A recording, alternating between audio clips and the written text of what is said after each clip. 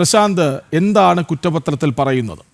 കൃഷ്ണരാജ്, ശബരിമല പ്രക്ഷോഭവുമായി ബന്ധപ്പെട്ട മാന്നാർ നടന്ന ഒരു സംഭവവുമായി ബന്ധപ്പെട്ട മാന്നാർ പോലീസാണ് ഗോവ ഗവർണർ PS ശ്രീധരൻപിള്ളയ്ക്കും അതോടൊപ്പം തന്നെ മുതിർന്ന BJP നേതാവും മുൻ മന്ത്രിയും MLA-യുമായിരുന്ന O രാജഗോപാൽ അടക്കമുള്ള 10 പേർക്കെതിരെ കുറ്റപത്രം സമർപ്പിച്ചിരിക്കുന്നത്. കുറ്റപത്രത്തിൽ പറയുന്നത് മാരകായുധങ്ങൾ കൊണ്ടുള്ള ആക്രമണം എന്നടക്കമുള്ള ഗുരുതരമായിട്ടുള്ള കുറ്റകൃത്യങ്ങൾ ചുമത്തിക്കൊണ്ടാണ് ഈ കുറ്റപത്രം സമർപ്പിച്ചിരിക്കുന്നത്. അതിൽ ഉൾപ്പെട്ടവരാണ് ഗോവ ഗവർണർ PS ശ്രീധരൻപിള്ളയും അതോടൊപ്പം തന്നെ മുതിർന്ന BJP നേതാവ് ഉൾപ്പെടെയുള്ളവർ, അതായത് മുതിർന്ന BJP നേതാവ് O രാജഗോപാൽ ഉൾപ്പെടെയുള്ളവരെയാണ് ഈ കുറ്റപത്രത്തിൽ ഉൾപ്പെടുത്തിയിട്ടിരിക്കുന്നത്. അല്പസമയം മുമ്പ് തിരുവനന്തപുരത്ത് നടന്ന ഒരു ചടങ്ങിലാണ് ഈ ജനം TV-യോട് ഗോവ ഗവർണർ ഇക്കാര്യം പറയുന്നത്. അതായത് എന്ത് ഭരണമാണ് ഇവിടെ നടക്കുന്നത് എന്നടക്കം ചോദിച്ചുകൊണ്ട് പിണറായി സർക്കാരിനെയും പോലീസിനെയും വിമർശിച്ചുകൊണ്ടാണ് അദ്ദേഹം പറഞ്ഞത്.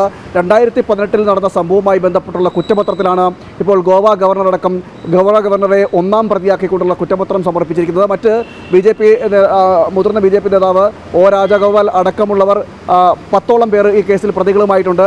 മാന്നാർ പോലീസ് സ്റ്റേഷൻ്റെ പരിധിയിൽ 2018 ശബരിമല പ്രക്ഷോഭവുമായി ബന്ധപ്പെട്ടൊരു സമരം നടക്കുന്നു. ആ സമരത്തിൽ വാഹനങ്ങൾ തല്ലിത്തകർത്തു എന്നാണ് കേസിന് ആധാരമായ കുറ്റപത്രത്തിൽ പറയുന്നത്. എന്നാൽ ആ സമയത്ത് ആ മാന്നാറിനോട് ചേർന്ന് കിടക്കുന്ന പരിസര പ്രദേശങ്ങളിൽ പോലും താൻ പോയിട്ടില്ല. മാത്രമല്ല വന്ധ്യവയോധികനായ O രാജഗോപാലിനെ അടക്കം പ്രതി ചേർത്തിരിക്കുന്ന സമീപനമാണ് സംസ്ഥാന സർക്കാർ സ്വീകരിച്ചിരിക്കുന്നത് പറയുന്നു.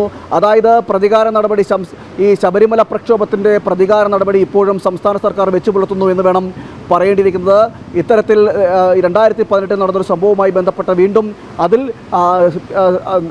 ഈ ഭക്തരെ വേട്ടയാടുന്ന സമീപനം നിലവിലും നിലനിൽക്കുന്നു എന്ന് വേണം പറയേണ്ടിയിരിക്കുന്നത്. അതിൻ്റെ കൂടി ഭാഗമായിട്ട് വേണം ഇത്തരം സമീപനങ്ങളെ കണ്ടെത്താനെന്നും വിമർശനങ്ങളായിട്ട് വരുന്നു. എന്തായാലും വലിയ രീതിയിൽ ഇപ്പോൾ വിമർശനങ്ങളാണ് ഈ വിഷയത്തിൽ ഉയരുന്നത്.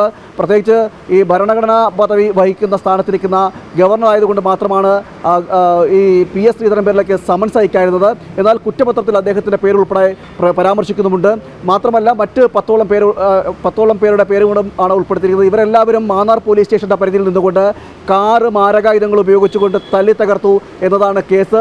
ഈ കേസിൽ സത്യവിരുദ്ധമാണെന്നും കേസ് അവാസ്തവമാണെന്നും അടക്കമുള്ള വിമർശനങ്ങൾ അദ്ദേഹം സഭയിൽ പരിപാടിയിൽ ഉന്നയിക്കുകയും ചെയ്തു. എന്ത് ഭരണമാണ് ഇവിടെ നടക്കുന്നത്, ഇത്തരം പിണറായി സർക്കാരിൻ്റെ പ്രതികാര നടപടിയാണെന്നടക്കമുള്ള പരാമർശങ്ങൾ അദ്ദേഹം ഉന്നയിക്കുകയും ചെയ്തു.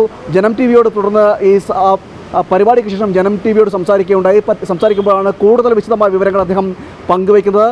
ഇതിൽ ആണ് 2018 നടന്ന സംഭവവുമായി ബന്ധപ്പെട്ടാണ് ഇപ്പോൾ ഗോവ ഗവർണർ PS ശ്രീധരൻപിള്ളയെ ഒന്നാം പ്രതിയാക്കിക്കൊണ്ടുള്ള മറ്റ് 10 പേരെ, അതായത് BJP-യുടെ മുതിർന്ന നേതാവ് O രാജഗോപാൽ ഉൾപ്പെടെയുള്ളവരെ 10ഓളം പേരുകളെ 10ഓളം പേർക്കെതിരെ കുറ്റപത്രം സമർപ്പിച്ചിരിക്കുന്നത്. ശബരിമല പ്രക്ഷോഭവുമായി ബന്ധപ്പെട്ടുള്ള കുറ്റപത്രമാണ് ഇപ്പോൾ സമർപ്പിക്കുന്നത്. നമുക്കറിയാം പല കേസുകളും നേരത്തെ ഇത്തരം സംഭവങ്ങൾ കഴിയുമ്പോൾ ആ സംഭവ സമയത്ത് കേസെടുക്കുമെങ്കിലും അതിനുശേഷം പിന്നീട് എഴുതിത്തള്ളുന്ന നടപടികളെല്ലാം ഉണ്ടായിട്ടുണ്ട്. പല കേസുകളും നമുക്കറിയാം ഈ പൗരത്വ വിഷയവുമായി ബന്ധപ്പെട്ടെടുത്ത കേസുകളെല്ലാം സംസ്ഥാന സർക്കാർ പിന്നീട് പിൻവലിക്കുന്ന സാഹചര്യങ്ങളൊക്കെ നമ്മൾ കണ്ടതാണ്. എന്നാൽ ശബരിമല പ്രക്ഷോഭവുമായി ബന്ധപ്പെട്ടുള്ള പ്രതികാര നടപടി ഇപ്പോഴും സംസ്ഥാന സർക്കാർ തുടരുന്നു എന്ന് വേണം ഇതിലൂടെ മനസ്സിലാക്കേണ്ടിയിരിക്കാൻ. കഴിഞ്ഞ 2 ദിവസങ്ങൾക്ക് മുമ്പാണ് ഈ സമൻസ് എത്തിയതെന്നാണ് നമുക്ക് മനസ്സിലാക്കാൻ കഴിയുന്നത്. ഈ കേസിൻ്റെ കുറ്റപത്രം സമർപ്പിച്ചതും കഴിഞ്ഞ 2 ദിവസങ്ങൾക്ക് മുമ്പാണ്. ആ കുറ്റപത്രത്തിലാണ് PS ശ്രീധരൻപിള്ള ഉൾപ്പെടെയുള്ളവരുടെ പേരുകൾ പരാമർശിക്കുന്നത്. വലിയ രീതിയിൽ ഇപ്പോൾ വിമർശനങ്ങളും പ്രതിഷേധങ്ങളും ഉയരുന്നു. KP ശശികല ടീച്ചർ ഉൾപ്പെടെയുള്ളവർ, RV ബാബു ഉൾപ്പെടെയുള്ളവർ വിമർശനങ്ങളുമായി രംഗത്തെത്തുന്ന സാഹചര്യം നിലവിലുണ്ട്. വലിയ രീതിയിൽ പ്രതിഷേധങ്ങളും ഉയരുന്നു. ശബരിമല പ്രക്ഷോഭത്തിന്റെ ആലയോലികൾ അദ്ദേഹം പറഞ്ഞു വെക്കുന്നത് എന്താണ്? അതായത് പ്രഥമ ദൃഷ്ട്യാ കള്ളമെന്ന് ബോധ്യമാകുന്ന കാരണങ്ങളാണ് കേസിൽ ഉന്നയിച്ചിരിക്കുന്നത്.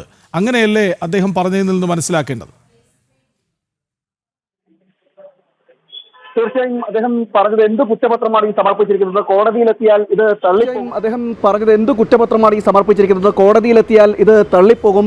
പ്രഥമ ദൃഷ്ട്യാ തന്നെ അവാസ്തവമെന്ന് തോന്നിക്കുന്ന തരത്തിലുള്ള കുറ്റപത്രമാണ് ഇത് സമർപ്പിച്ചിരിക്കുന്നത്.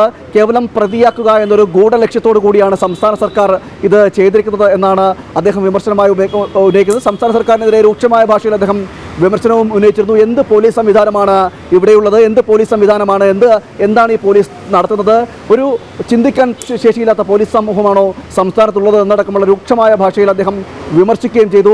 ഇത് തെറ്റായതും അവാസ്തവമായ കേസാണ് എന്നത് പ്രഥമ ദൃഷ്ട്യാ തന്നെ കോടതിക്ക് മനസ്സിലാകും. എന്തായാലും കോടതിയെ താൻ ഇത് നേരിടുമെന്ന് അദ്ദേഹം പറയുകയും ചെയ്തിരുന്നു. തനിക്ക് സമൻസ് തരാൻ കഴിയാത്തത് ഇതിൻ്റെ കാരണമെന്ന് പറയുന്നത് താൻ ഭരണഘടനാ പദവി വഹിക്കുന്ന സ്ഥാനത്തിരിക്കുന്ന ഒരാളായത് പോയതുകൊണ്ട് മാത്രമാണ് തനിക്കെതിരെ സമൻസ് തരാത്തത്. എന്നാൽ കേസിൽ താനെയും ഉൾപ്പെടുത്തിക്കൊണ്ടാണ് കുറ്റപത്രം സമർപ്പിച്ചിരിക്കുന്നതെന്നും നിയമപരമായി തന്നെ താൻ ഇതിനെ നേരിടുമെന്നും അദ്ദേഹം ജനം ടി.വിയോട് പറഞ്ഞു.